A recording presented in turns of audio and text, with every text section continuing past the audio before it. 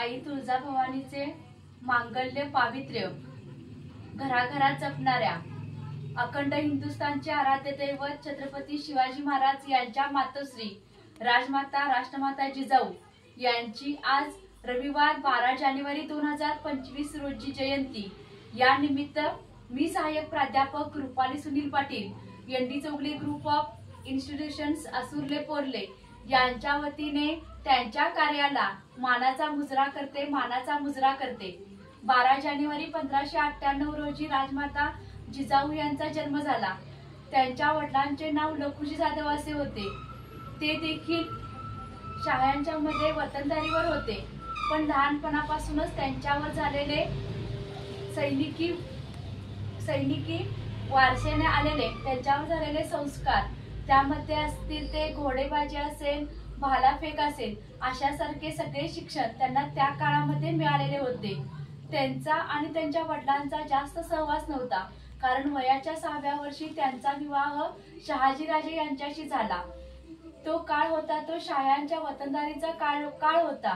स्त्रियांच्यावर अनेक प्रकारे अत्याचार होत होते। ज्यावेळी त्या तुळजाभवानी मातेच्या मंदिरात जायच्या, त्यावेळी त्यांनी तुळजाभवानी मातेकडून एक वरदान मागितले की या माझ्या रयतेतील सगळ्या स्त्रियांच्यावर जे अन्याय होतात ते अन्याय दूर करण्यासाठी माझ्या मुलाला आशीर्वाद दे। त्याच वेळीपासून किंवा तेव्हापासूनच हिंदवी स्वराज्याची संकल्पना संस्कार करण्याचं काम राजमाता जिजाऊ यांनी केलं।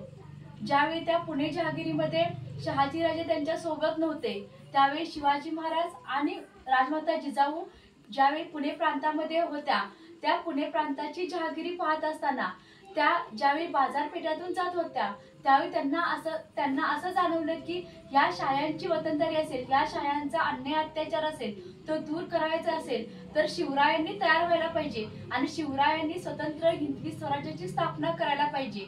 यासाठी त्यांनी लहानपणापासूनच शिवरायांना शिक्षण दिलेले होते। राजमाता जिजाऊ या ज्यावेळी शहाजीराजे यांचे निधन झाले, त्यावेळी त्या सती जायला निघालेल्या होत्या। त्या काळची जी वर्ण व्यवस्था होती किंवा जी समाज व्यवस्था होती, यावेळी सती जाणे ही एक प्रथा होती, पण ही सती जाण्याची प्रथा शिवाजी महाराजांनी आपल्या मातेच्या पासूनच बंद केलेली होती। कारण त्यांना त्यांच्या माता ह्या गुरु होत्या। म्हणजे काय, प्रत्येक ठिकाणी ज्यावेळी कोणतेही संकट आपल्या रयतेवर येईल, त्यावेळी एक गुरु म्हणून त्यांनी सल्ले दिलेले होते आणि त्या सल्ल्यानुसार शिवाजी महाराज पुढे चालत होते। म्हणजे ज्यावेळी कोणतंही संकट या रयतेवर आलं, त्यावेळी रयतेवर आलेल्या संकटाला कसं सामोरं जायचं, शक्तीपेक्षा युक्ती बरी, यासारखे मोलाचे असे त्यांनी मार्गदर्शन शिवरायांना केले। शिव काळामध्ये ज्या सगळ्या घटना घडल्या, त्यावेळी जिजाऊंचं असं स्वप्न होतं की माझ्या मुलाला मी छत्रपती झालेलं त्यांना पाहायचं होतं।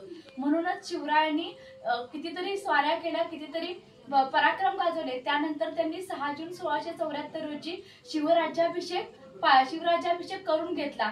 ज्यावेळी शिवराज्याभिषेक करून घेतला, त्यावेळी राष्ट्रमाता जिजाऊंचे डोळे पाणावलेले होते, कारण त्यांना तो दिवस पाहायचा होता। आणि त्यानंतर थोड्याच कालावधीमध्ये त्यांचं निधन झालेलं होतं।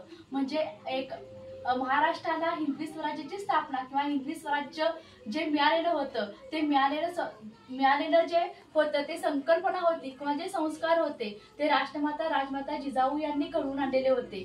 म्हणून आजच्या या समाजामध्ये प्रत्येक जण म्हणतो की शिवबा जन्माला यावा पण दुसऱ्याच्या घरी, त्यापेक्षा त्या शिवबाच्या अगोदर राजमाता जिजाऊ यायला पाहिजे की ज्या जिजाऊच्या पोटी परत शिवबा जन्माला येईल। म्हणून प्रत्येक महिलेनं आपल्या समोर आदर्श ठेवत असताना राजमाता जिजाऊ यांचा ठेवायचा की ज्यांच्याकडे एक संयमीपणा होता, ज्यांच्याकडे एक कर्तृत्व होतं, ज्यांच्याकडे एक योद्धा म्हणून त्यांच्याकडे पाहिलं जातं।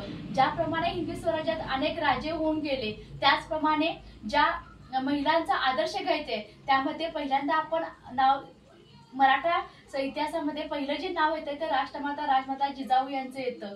पुनश्च एकदा ND Chougule group of institutions Asurle Porle यांच्या वतीने राजमाता जिजाऊ यांना विनम्र अभिवादन करते। जय जिजाऊ, जय शिवराय, जय शंभूराजे।